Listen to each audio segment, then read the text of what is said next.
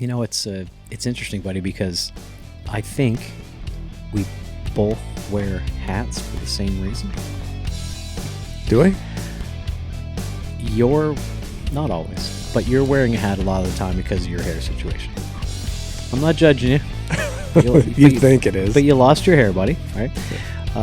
And I'm wearing mine to not show off the fact that I still got a full head of hair for you. I think we're really kind of in this inadvertently together. I don't know what kind of shit you're thinking. Dude, you're smoking crack. I just got to start out giving you shit once in a while. I will say part of my reason is I lost my hair. Am I self-conscious in wearing a hat because of that? Absolutely not. That's not. But it does help with keeping the old brain basket warm. It does certainly help with that. And before we get going here, man, I just wanted to say officially, thank you very much for the gift. Yeah, absolutely, man. Maybe I can hand you my phone here and we'll get a shot to put up on social media for everybody. I'm the one who keeps saying we got to stop buying gifts for every occasion, and then I keep breaking the rule. But it does say very nicely, Rome wasn't built in a day, but I wasn't on that particular project. It's a very nice little glass. I'll get lots of drinks out of that. Good whiskey glass. Once at this point, maybe by the time this recording comes out, dry January will be over. And who knows, I might continue on beyond January this year, because so far it feels good to wake up on the weekend mornings not feeling hungover. Yeah, it is kind of nice, isn't it? Yeah, not to mention the fact that I can already feel the weight sort of drifting off a little bit. Yeah, it happens pretty fast. Yeah, there's no doubt, man. But yes, so I forget, man. What are we getting into today? Well, I'll just start us off, man. So welcome everybody to the I Shower After Work podcast. Jason is joining me here in the West Side Job Trailer. He made the big trek from home. So thank you again, sir. No problem. We're trying to keep it honest here. Yeah. So I know we've had these weeks after the new year are just kind of blah weeks, because there's not really a holiday coming up that you get to look forward to. Yeah, we're just going through the motions and shit like that, right? So today I wanted to talk to everybody a little bit about what it looks like, what happens in our industry so much that you see a lot of guys going out on their own, starting their own business, right? Yeah, it happens sometimes, sure. So you think that you're better than the average person in your trade, right? Why would you take every day making money for somebody else? True. Right? Why bother doing that? Doing the jobs when and where you're told to do every day, day in, day out, and just kind of being the guy, right? So if you're looking at yourself and you're like, F it, yo, I'm going to go start my own shop. Well, let Jason and I take a minute to help you think through that whole process a little bit more and a little bit better in this one, all right? It sounds like a good idea sometimes until you think it all out. That's a good idea, buddy. Yeah, let's get into where you might need to replan some items you might not have thought of when you decide to go out on your own. That's a good one. Right? That's kind of what I thought. So have you ever thought about going out on your own? No. No, that's a hard no. No, hard no. I got to admit, I really enjoy the fact that the company that I work for does an incredible job of keeping me busy and finding work for me. Yes. We're going to talk about a bunch of the reasons why it can be good, can be bad as we go here. I have looked at these in depth over the years. I have zero interest, as of right now, of going out on my own. Yeah. I really don't. I've seen people who do it and are very successful. I've seen people fail. Mm-hmm. I have ambition to do my job to the best of my ability and make my company and I money. I don't know that I have the focus and ambition to go out and chase my own work. Right. And by the time I found out whether I was right or wrong, I might have put myself in a bad financial spot. We're also going to get into that. How about yourself, man? Did you ever think about doing your own gig? Several times. Several times. Looked into it several different times. Came down to, I was kind of in the same boat. I drug my feet a little bit. And when the prime time would have been for me to do it, I realized by then that I don't want to work 80-hour weeks to get something up off the ground and going. And I don't think finding work is going to be hard. I think that would probably be the easiest part of the whole goddamn thing. It's the rest of it that I'm really not in love with. So as of this moment, as we make this recording, I am securely in the same boat as you. I like going to work. I like coming home. I like not having to do paperwork for 10, 12 hours a fucking day or chase payment, which we'll get into. Which we're definitely going to get into. So let me start out with a small differentiation here, buddy. When you go out on your own and you decide, all right, I'm going to start business XYZ, I feel I've got the skills or interest in this particular career. You're going out on your own, or you have employees. They are the two differentiations I see in this group where things go from big to big. Yeah. Okay. And everything ramps up from one to the other. So we'll talk about the two differences as we go along here. In my head, though, that seemed to be the biggest differentiation, other than people who pick something they're really passionate about versus people who pick something that they can make money in but might not be in love with every day. Right.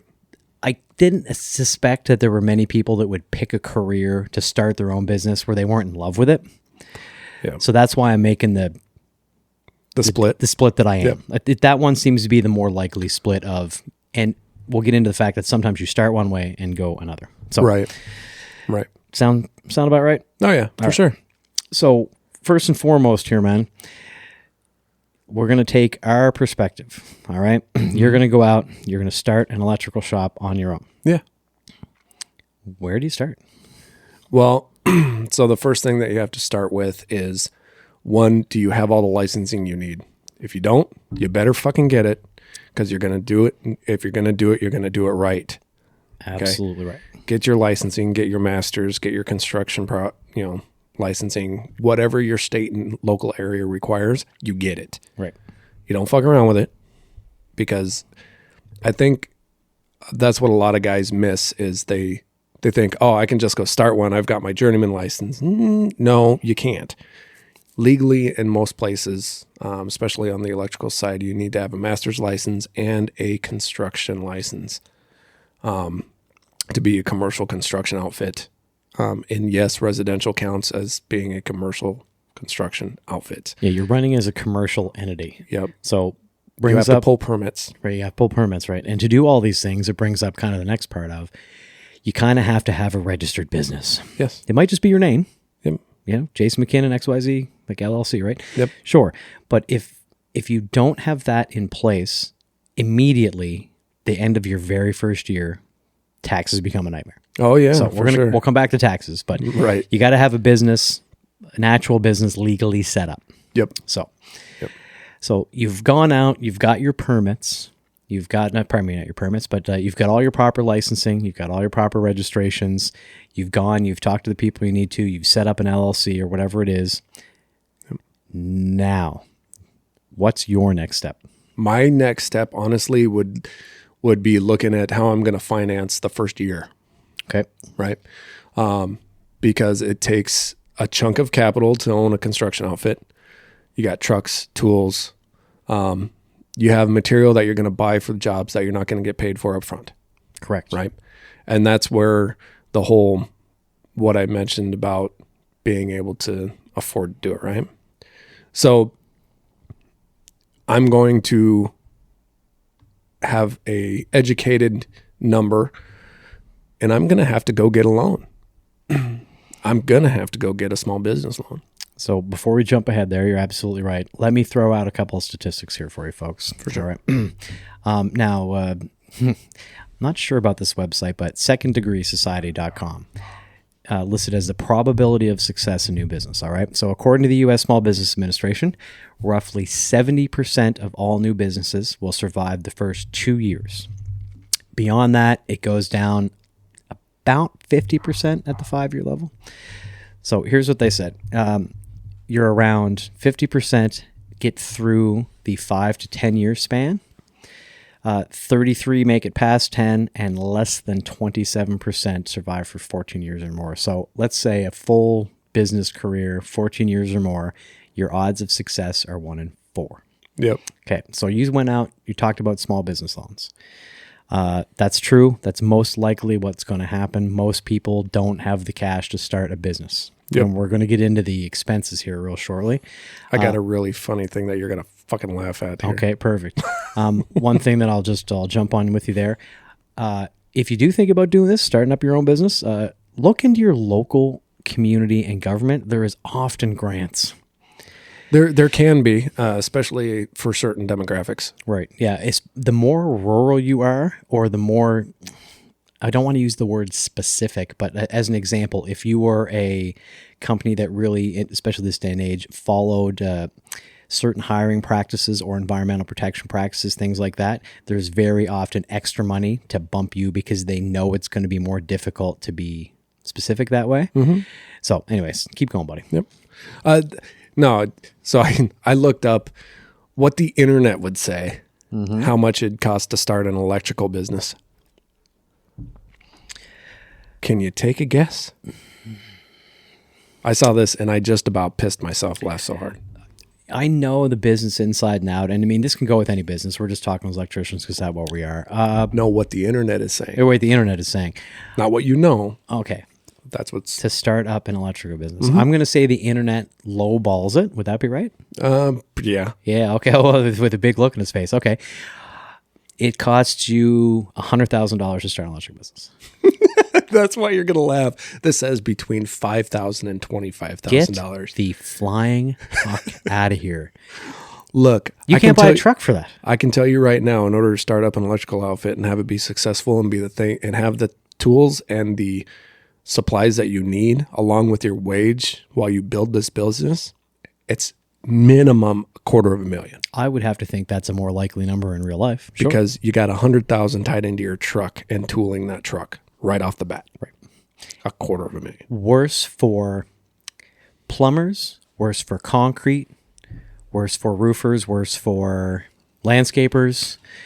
Mm-hmm. Plenty of them are a much bigger number right off the bat. Right. Equipment, the big equipment that we often don't need. And when we do, we just hire a person for the weekend or whatever, right? Exactly. That's between $5,000 and $25,000. What the fuck? Come on now. Oh, if I wasn't so protective of my company as John and I have been going through this, I would love to tell you what the cost of my most recent new pickup truck they bought me for service was. And I'll tell you, that number ain't even covering the topper. Yeah, exactly. So, all right. So that brings up the equipment part. All right. So that's the next one. Equipment, materials, things like that. Yep.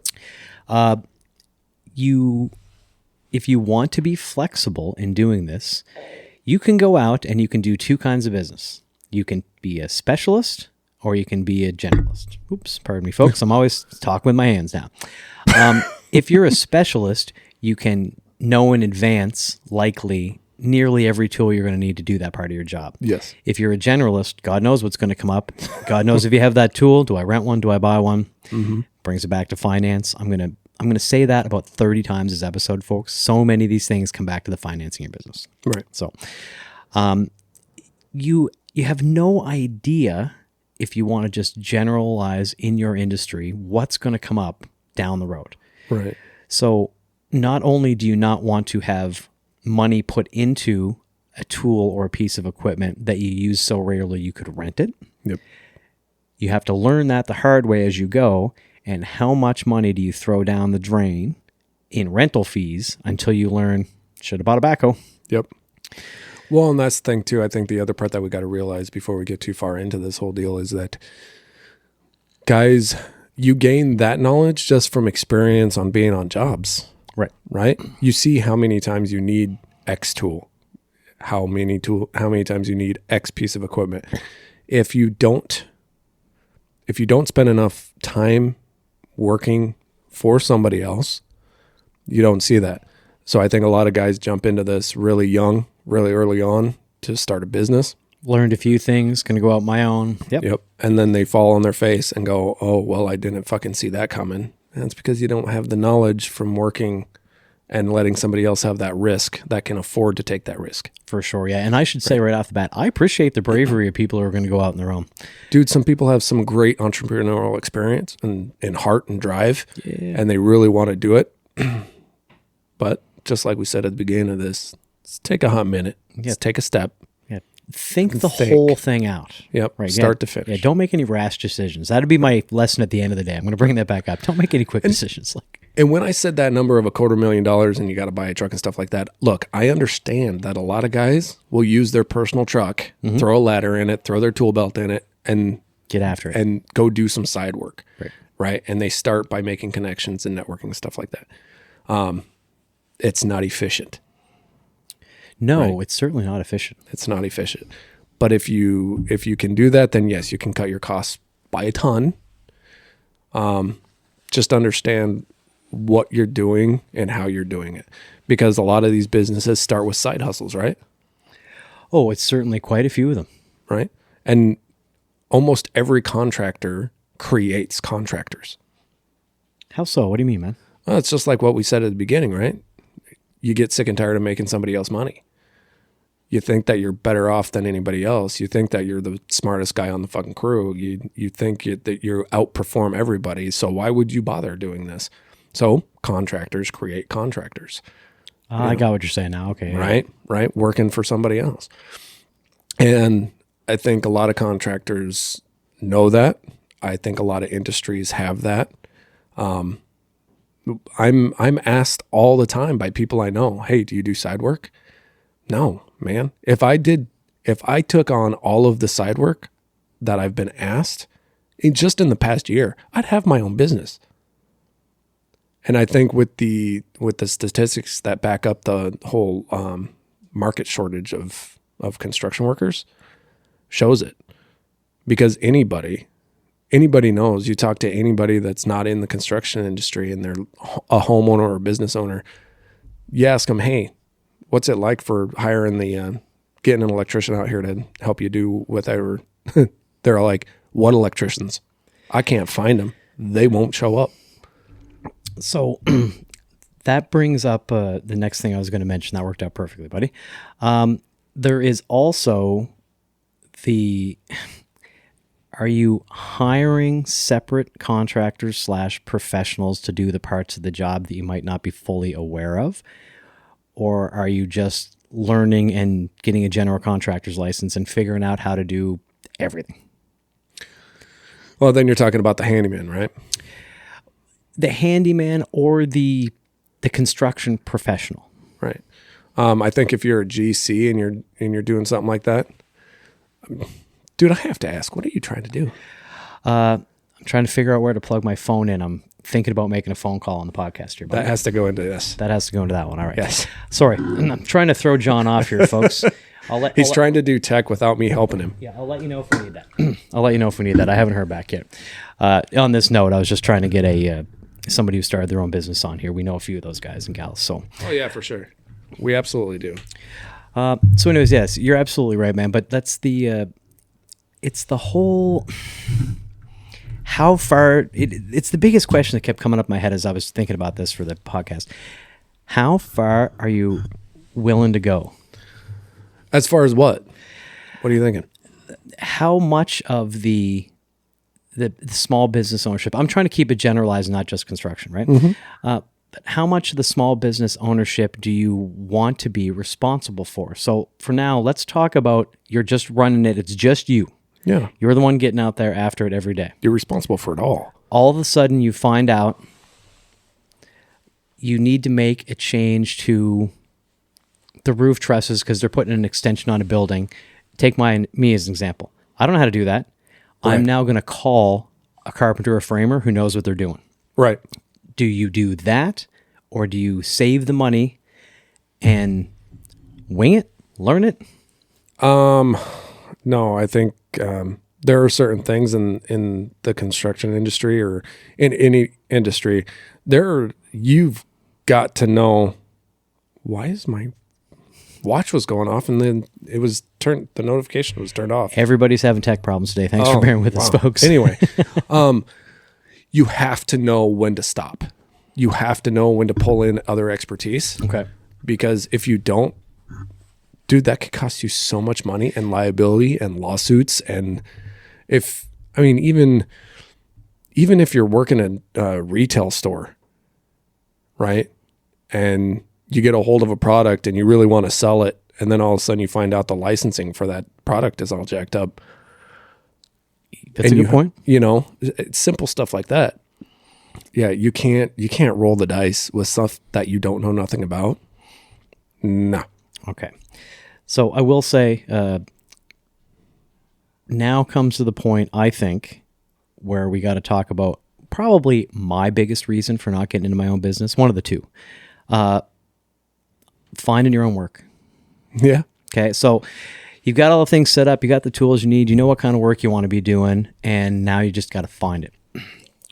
Maybe you have done enough side work or you have enough contacts. That's not a lot of people. Yep.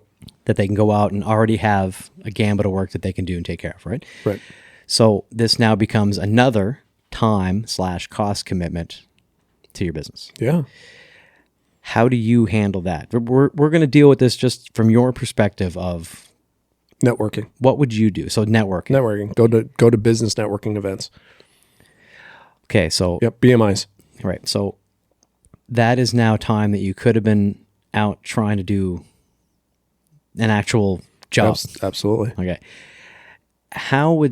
What do you think is the split of finding work and doing work?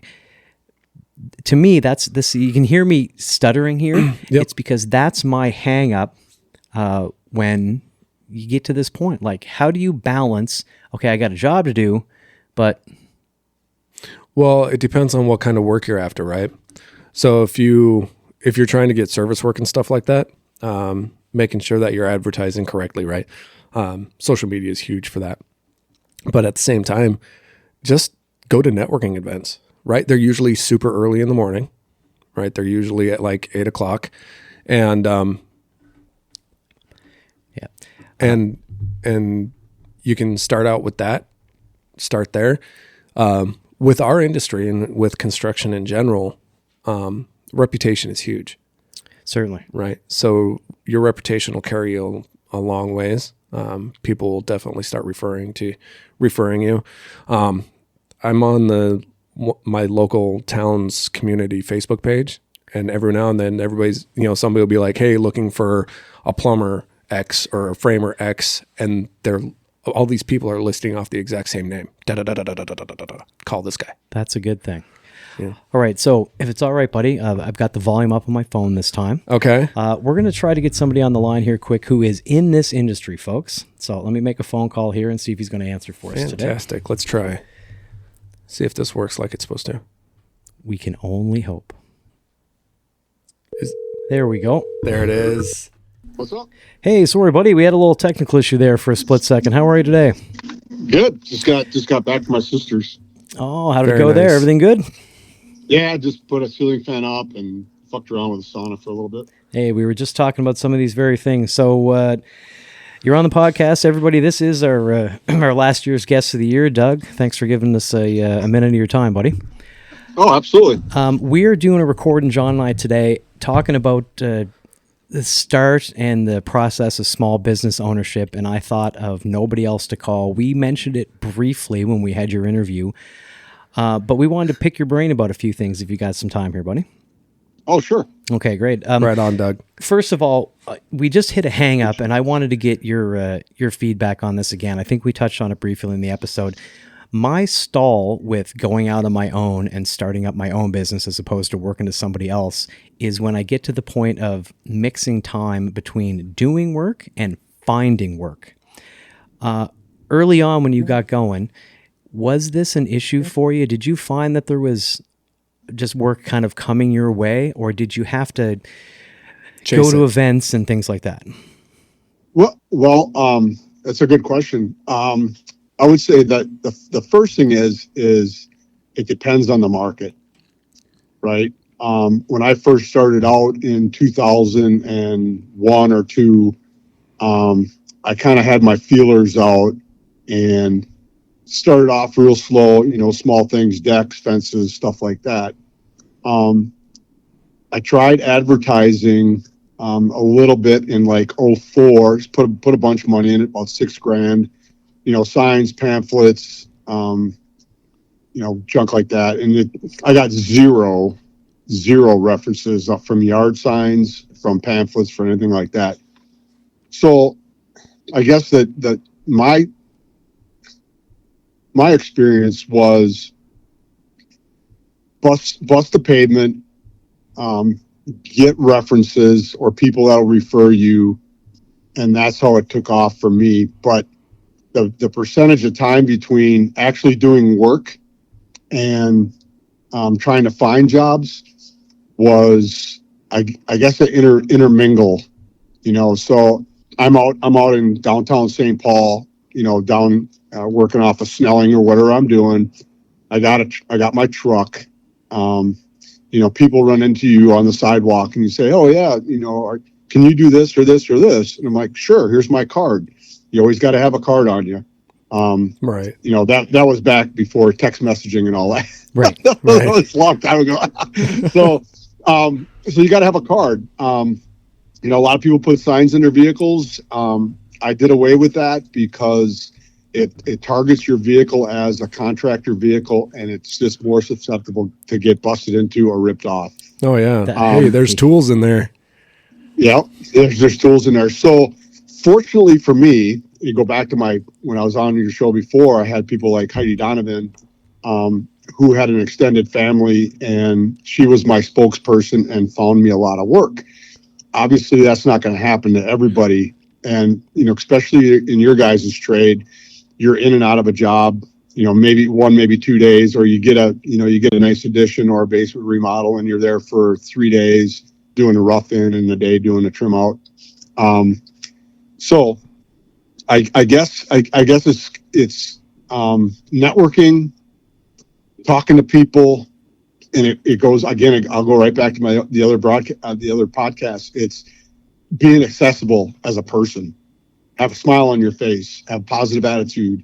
All those things play a huge effect. I just don't know how to explain it better than that, because that's what works for me, and that's just kind of person I am. No, that's an excellent explanation, because it's the kind of thing we're trying to get out. Right. So Doug, how important would you say your reputation and the word spreading from word of mouth was for you? That's 100%. 100%. I can tell you that, I deal with clients all the time, and they say, "Hey, I had this guy in here doing this, and he, I wasn't impressed. I will never refer him again."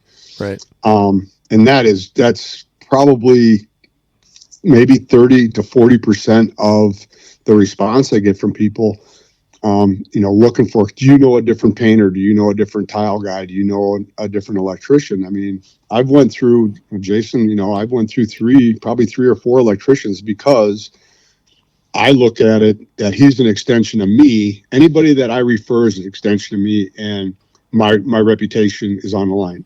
Absolutely. So if you fuck up, you're gone. You won't get called back. Does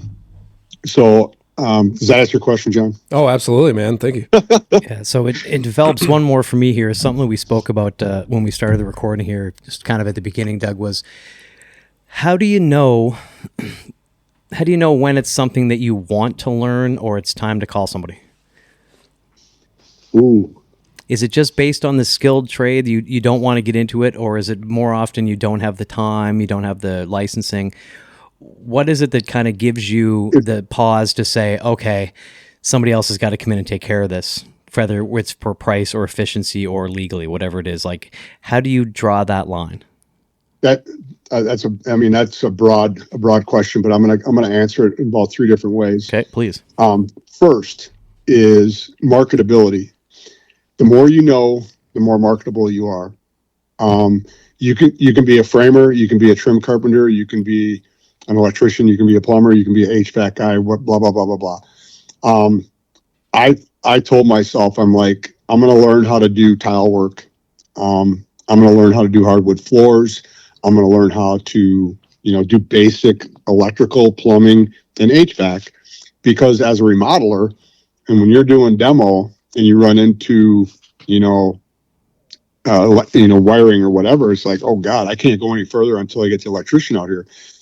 So and then it runs into more cost for the homeowner, kind of inconvenience for the electrician to come out and pull an outlet or pull some wires or do whatever, or even a plumber. So I taught myself. You just squint and use your dikes, right? Turn your head. That's our professional opinion. I've done that. I mean, if I had all the dikes that I burnt up cutting electrical wires, man, I'd have a whole stack next to me. Could start a And hardware store, I was, buddy. you know, I was just at my brother-in-law's, and I'm putting up this fan, right? And so I got a tag wire coming down from the ceiling, and it's got just a temporary bulb on it. Power, the light's off, right? But the power's not off for that circuit. Mm-hmm. So I cut the wire, just shink, right? And the light in the corner goes out. I'm like, okay, well, it's the combination arc fault, ground fault, Yep. Breaker. And I explained that to my brother-in-law. I'm like, because he didn't know. He goes, why did the power go out? And I'm like, well, this is why. It's just so sensitive. So, but I've definitely cut live 20 amp wires, and that's why I carry I carry a tester with me. I carry the plug-in tester, and I carry the little wand thingy. Yeah, there you go. 'Cause it's imperative. You got to have that. Right. You got to have those things. So, I taught myself to do a lot to be more marketable. And you bring in a lot more work, another point is some homeowners do not like 4 trades running in and out of their house. Right. So if you can do the tile work, or you can do the trim work, or you can do the sheet, basic sheetrock work and everything like that, it just helps out, and communications less, and obviously the cost might be a little bit less. Not to take anything away from licensed plumbers, electricians, and HVAC guys and all that. And I'll tell you a story that I did a bathroom remodel in the basement, laundry room, shower, a bunch of stuff, big remodel in the basement. And the homeowner goes, hey, I'm going to do the plumbing. I'm like, okay. So I helped them with the plumbing. Plumbing inspector came in, and he looked at us, and he goes, which one of you did this? That's a good start.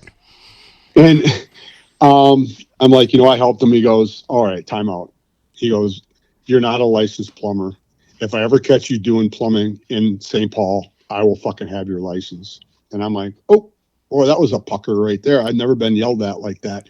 Right. And it taught me something. It's like, dude, you're out of your element, right? You can do basic plumbing. You can hook up a sink and all that, but you're out of your element. It's time to call in the professionals. Right. So I guess that kind of is the thing. It's like, do you want to run a wire? Do you want to put a breaker in as just like a remodeling contractor, run a breaker in a panel? No, that's out of your element. Can you put a light switch in? Possibly, if you shut the power off. Homeowners should be able to do that. Right. Which in the state of Minnesota they are. So. Yep. So I guess it's your threshold of, what you think you can do, and what you're willing to accept, but you're also, as soon as you touch that, you're liable for that. It's just like the other day, I hooked up a water line, and the homeowners weren't home. I got halfway home, and I went back and turned the water off, just because I'm like, holy shit. If something happens to what I did and it floods their basement, that's fucked up. And that's on you, right? Yeah. Right. And it's on me. It's Yeah. on me, and it's on my insurance. And, then your credibility drops. People are like, what the hell you're doing, blah, blah, blah, blah, blah. So I just for peace of mind, I drove back 12 miles, turned the water off. And I told the homeowner, I said, hey, the water is off, and this is why. I'd like to, to supervise shit that I do. And he goes, okay, no problem. The wife got home. She called me up. She goes, Doug, how do I turn the water on? I said, go back down there, big orange lever, just turn it parallel, and you're good to go. So, and if you hear water, turn it back off again. Yeah, if you hear the water rushing, turn it back off and call me. No, that's the liability part of it and being responsible, especially when it comes to do with your insurance, is obviously a big one for somebody who's, a sole proprietor in your case. So, right. Yep. Go ahead, buddy. No, I say, it's all a big liability, because, electrical, you could do a lot of things. Plumbing, you could do a lot of things. HVAC, not so much. So anyways, I've got some gray hairs from doing shit that I probably should have done. Well, as you say, the peace of mind of going back and just turning something off so you don't have to worry about it all weekend is always key too. Yep, absolutely. Just a couple more quick questions if you got the minute here, Sure. man. And these are things that we were discussing earlier. I should have got you on the phone, but I wanted to wait until I was kind of sure you might have been off work for the day. Early on, maybe not so much now, but you can give us a comparison. How long did it take you to figure out the tools that you needed to buy versus things you needed to rent that sporadically came up? With what you're doing, was it a big factor early on that you had to rent and then realize, okay, I should just purchase one of these XYZ, whatever it happens to be? Well, I mean, you got your bags. Everybody's got their bags and your personal hand tools, your drills and your saws or whatever. Excuse me. But so when you start getting into high-end items like, probably a tool that you don't use a lot is like a impact rotary demolition Bosch, Hammer drill. Hammer drill SDS, expensive, $300-400. You got to have it, for multiple reasons. However, there's other things, that I buy. I always like to look at it is obviously I'd like to have multiple uses out of that tool. I don't have a good example right off the top of my head, but if I buy a tool, I want to buy the best tool that's available, for, whether it's DeWalt, Milwaukee or whatever. It just, as you get and you expand, like I was alluding to earlier, I got hardwood flooring tools. I have plumbing tools. I have electrical tools. I have tile saws, 3 tile saws, so I have all these different tools for all these different trades, because I chose to diversify into those trades as far as like hardwood floors and stuff like that. So you didn't spend much time at all renting these once you realized you were probably going to use it, you just went out and made the investment. Yep. I made the investment. Yep. Okay. And like I said, you buy good tools, they last a long time. You buy cheap, stuff, Mastercraft or something like that. It's not, for what we do as tradespeople, it's not going to last. So you gotta bite the bullet. But like I said, it's just, okay, here's a good example. I'm going to go buy a DeWalt drill, right? Do I need a hammer drill or do I just need a drill driver? Right. Right. Hammer drill's $80 more. Hell yeah. I'm going to buy the hammer drill, the tool with the hammer drill and the drill. Right. Well, maybe you don't need that. Maybe you just get the drill. Right. So it's when the things occasionally come up. Yeah, because what we were discussing early on was that how do you know when you're going to use something long enough to just pull the trigger, buy a nice one, or I can rent it for $20, $30, $40. I'll just rent for a while and see what happens. And then you find out later on you threw $3,000 in a rental when you could have bought one for $400 early on. Yeah. A good example of that is like a metal brake.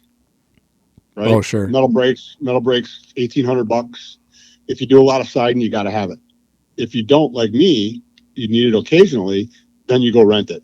And I used to have a brake and I sold it, and I kicked myself in the ass because it's a handy tool to have, for a lot of things. But so now I just go rent them for, I think they're $75 a half day or something like that. Right. See, that's not bad. I'm glad you said siding because I was going to have to ask what a metal brake was. I didn't even know. Yeah, don't worry, I did. I could have explained it to you. Yeah, I'm sure, buddy.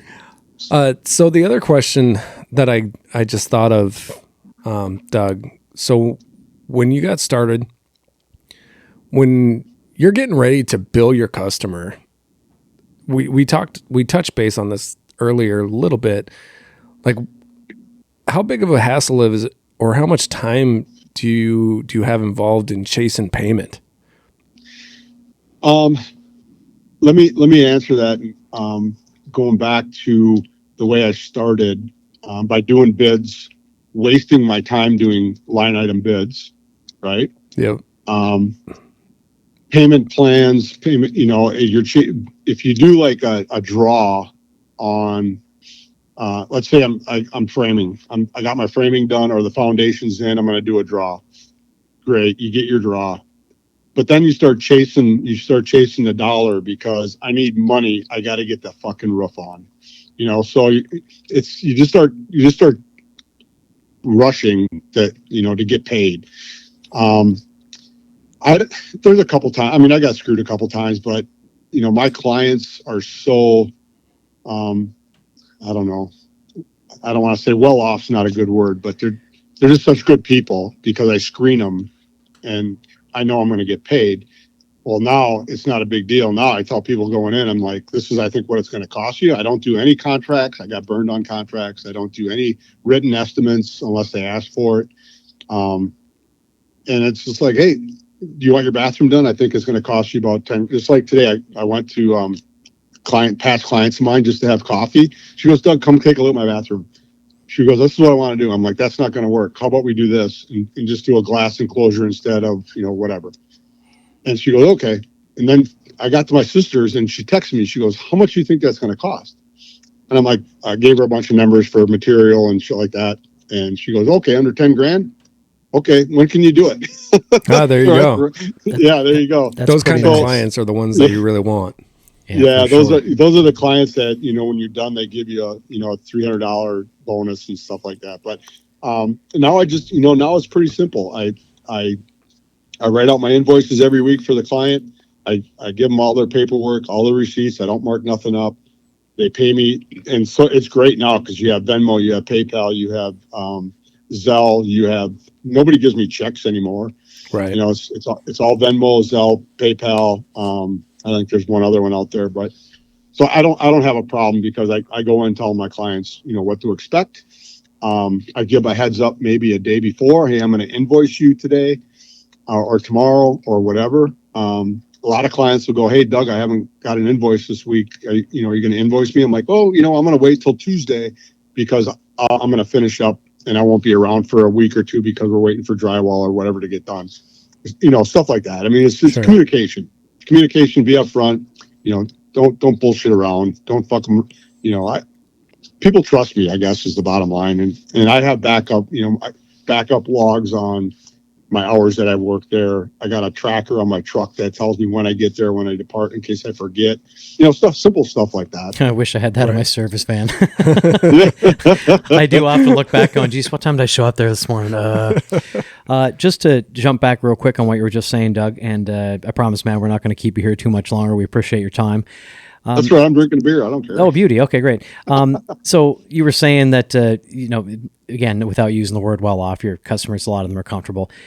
Do you still occasionally walk into somewhere where you get the vibe that, okay, billing might be an issue here, and then you just decide to bounce? Yep, absolutely.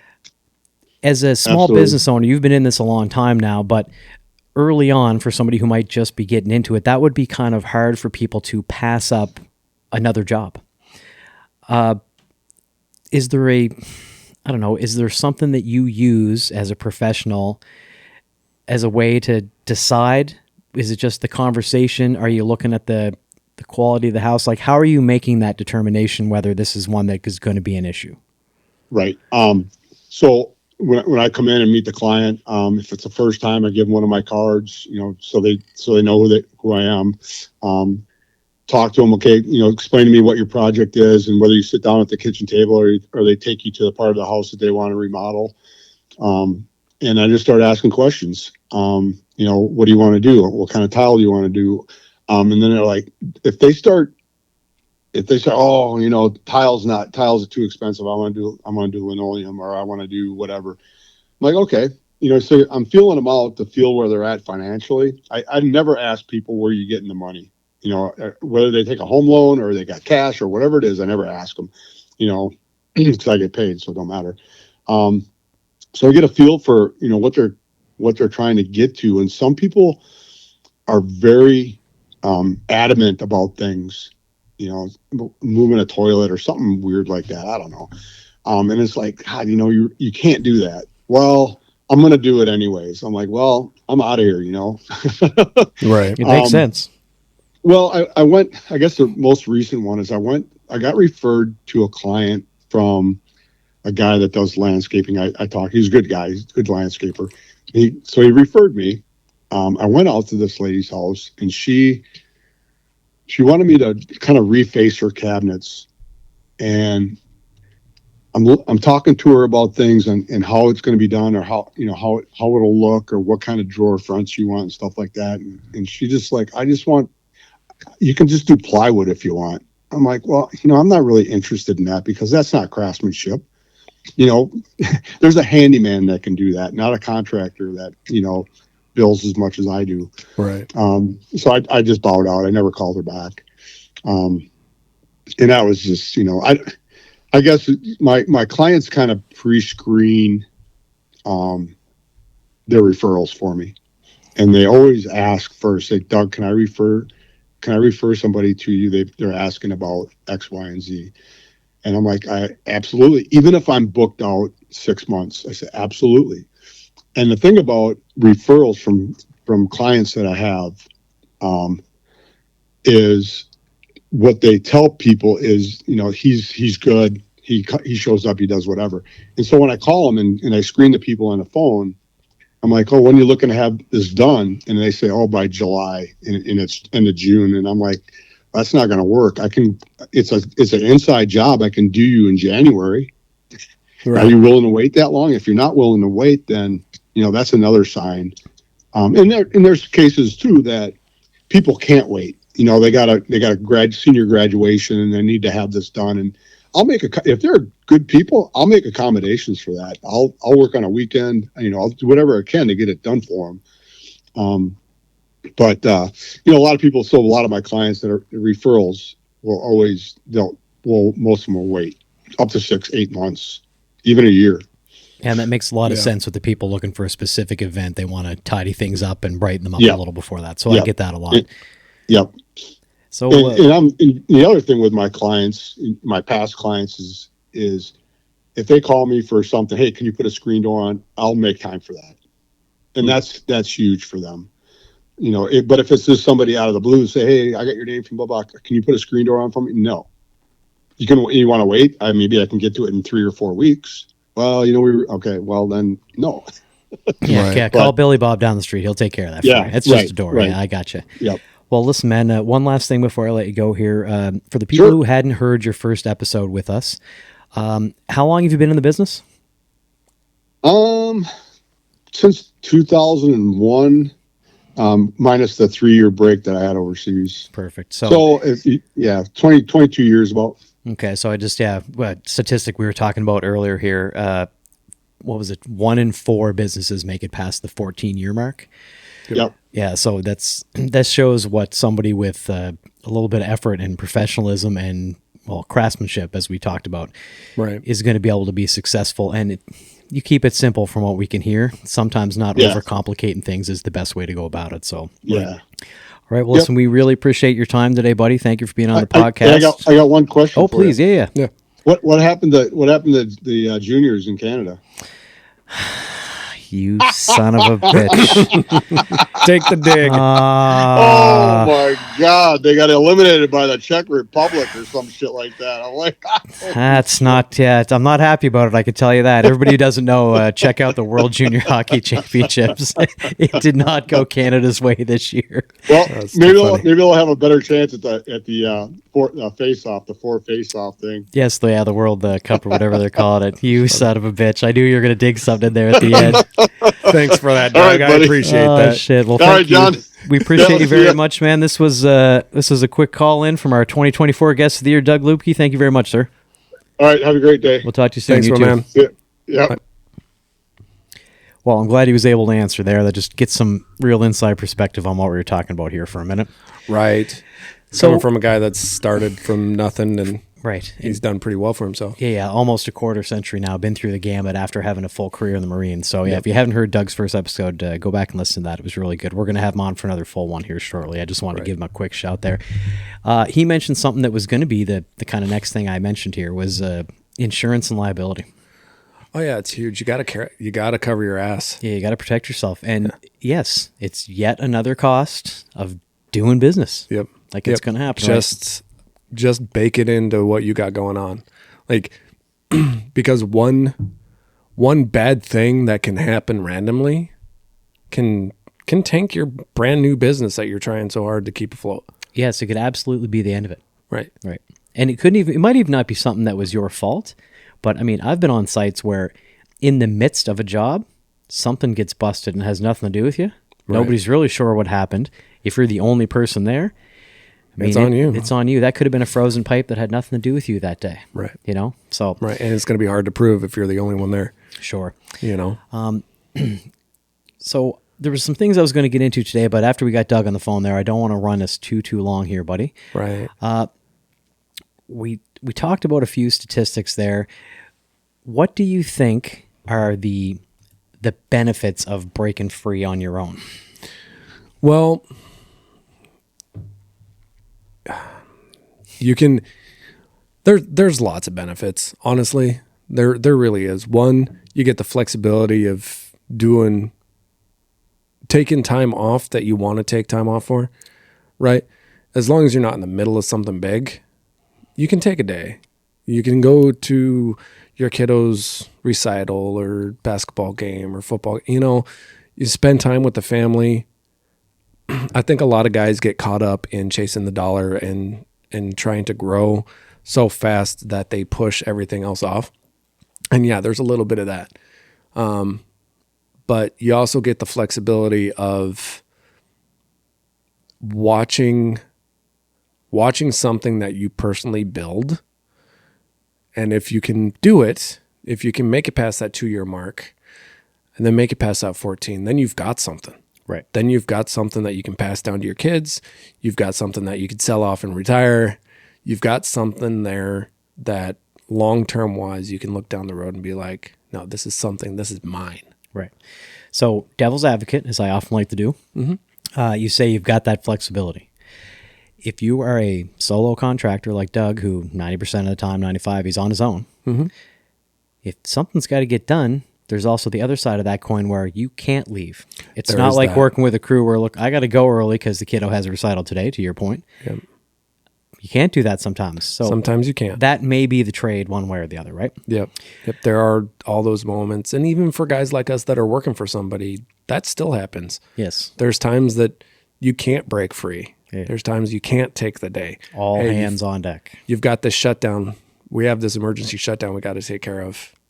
Well, are you really going to be the guy to look at him and go, no? And don't be that guy. I try not to, Yeah, unless it's an emergency, and then hopefully they're a little understanding, which they usually are. But yeah, for sure. So I think this is going to end up being a part 1, part 2, buddy, because we talked about the solo go out on your own ownership here. Yep. And even though it was a fun sidetrack to get Doug on and talk to us for a few minutes, we could do a whole extra 30 or 40 minutes on now you're going to hire employees. You've decided to build a business. Oh yeah, and that's how I'd start out. And that's how you'd start out. Yeah, that's me personally. I'd be hiring somebody. All right, so perfect. Yeah. So what we're going to do, folks, is we're going to leave the sole proprietor running on your own as an independent episode here, and we're going to bring you a part 2 where we get into some of the details and extra things you need to think about when it goes into having employees. Right. So if that sounds all right, buddy? No, it definitely does. And one, thanks for having and doing this one, because this one I've thought a lot about as my career has progressed and stuff like that. So it's fun to actually chat about this one. Yeah, I had wanted to get on a guy I used to work with named Chris. If Chris S is listening, we do want to still have you on the podcast, buddy. He broke away on his own, is doing a very specialized part of electrical. It would have been fun to have him on for this one, but we'll get him on in the future. So yeah, for sure. Yeah. We'll look forward to that. All right, well, listen, we're going to forego giving you all the details today, folks, because we're going to have a part 2 coming up. But as always, please check out the website, isawpodcast.com. Check out our Buy Us a Beer app. If you want to reach out, it's at isawpodcast on Instagram. You can text message or leave us a message, voice message at 506-607-4729. I don't know why I'm having so much trouble with that the last couple of weeks. And until next week, remember that your work keeps the world working. Thank you, John. Thank you, sir. Sláinte. Sláinte.